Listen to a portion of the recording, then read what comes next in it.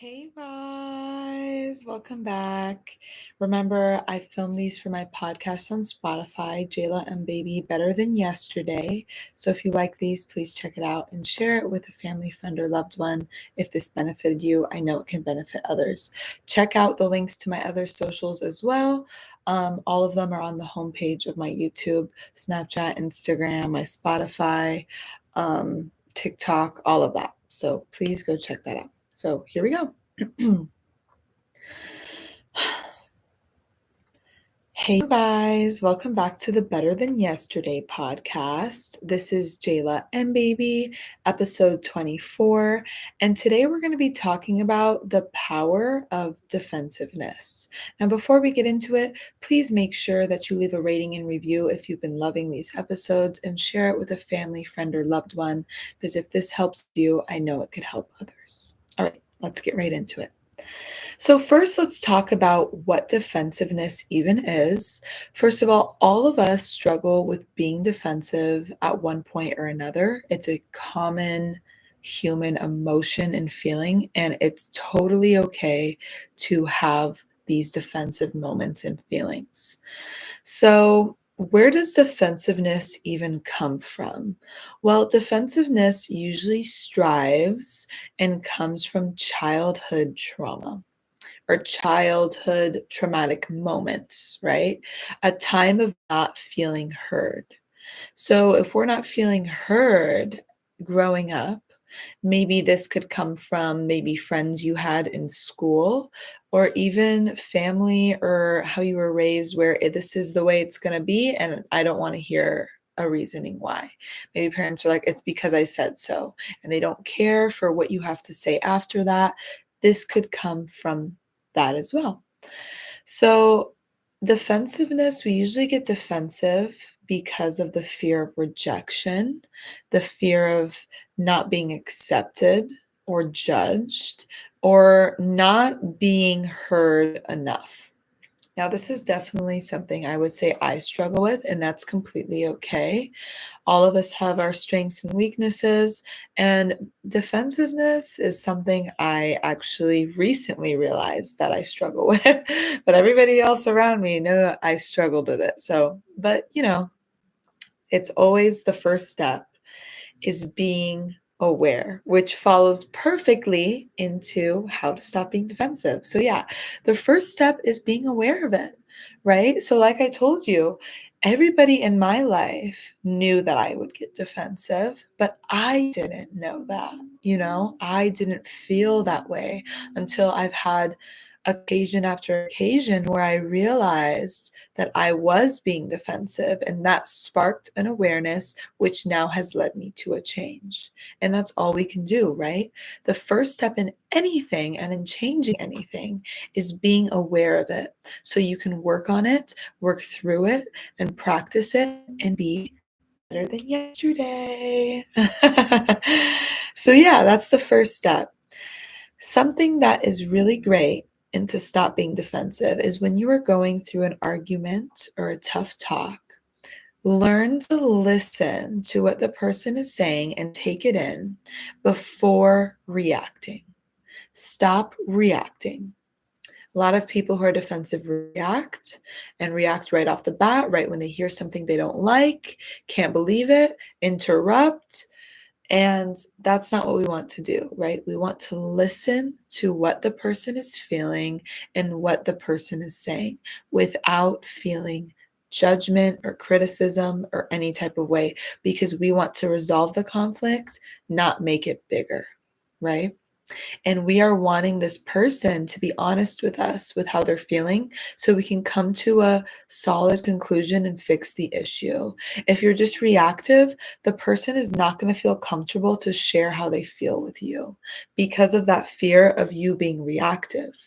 So we need to find that balance and understanding. Just make sure that if you feel hurt, it's okay. It's okay to feel hurt.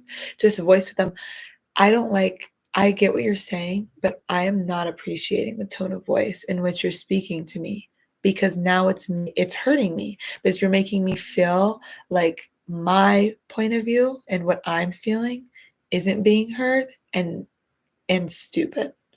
I voice that a lot. And a lot of the time, once you voice that and bring up the fact that their tone of voice is rude, when you're calm, it changes. They may roll their eyes at first or whatever it may be. But once they get past that, they're usually pretty cool for the most part. The next step to not being defensive is work on not interrupting. So when they're talking about their feelings or rambling on, and you guys are in an argument or a talk or a fight or whatever it may be, just let them talk. Do not interrupt. A lot of defensive people or defensive moments we interrupt because instantly a thought comes up, oh my gosh, or no, they didn't, or oh, what? Why do you think that? Blah, blah, blah.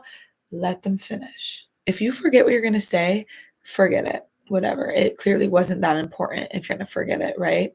We're so used to just freely speaking right when we think it and interrupting people. So we need to work on it and then it will become a habit.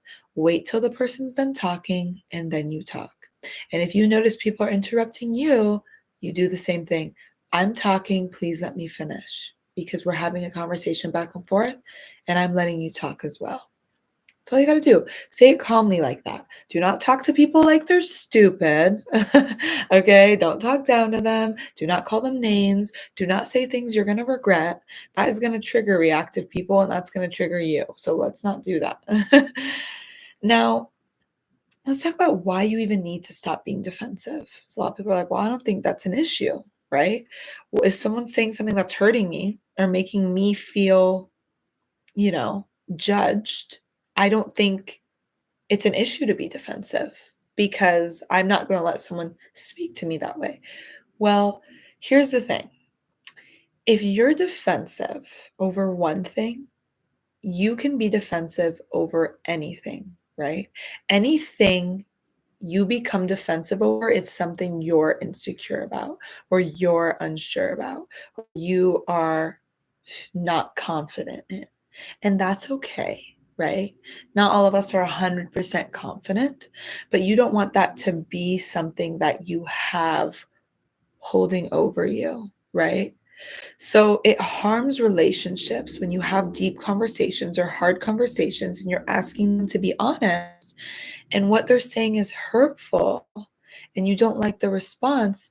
Well, how is the relationship going to form and grow if they can't be honest with you because you're so reactive and get defensive? The relationship can't grow and expand. People can't get close to you. They can't be fully honest with you because you're so reactive and you get so defensive. So we need to work on that. Of course, there's people who love you and they probably put up with it. I'm sure there's people who put up with me, but you need to be aware of it so people can be close with you. Okay, people need to be able to be real with you. Just like you're real with them, they need to be real with you. That's all we want, right? Bluntness, kindness, and love, right? That's the best way. Now, we talked about how to move out of being defensiveness and where defensiveness comes from and why you should stop being defensive. But how do we deal with defensive people? Well, first of all, use a calm tone. I'm telling you, I've told people this so many times. The way in which you speak to people matters. The minute you start to speak in a rude tone, screaming, talking down to them, cussing at them, everything that you're saying goes out the window. It doesn't matter what you're saying because all the person is hearing now is the way in which your tone is to them. So they don't care what you're saying. It's just like, shut off. I cannot believe they're talking to me like that. And then they start talking about how you're talking to them and then they start getting upset. So do not do that. Not even with just defensive people, but anybody in general. Speak calmly. And if you feel you can't speak calmly, tell them that you're going to need to walk away because you're having a hard time staying calm. I did that for a while.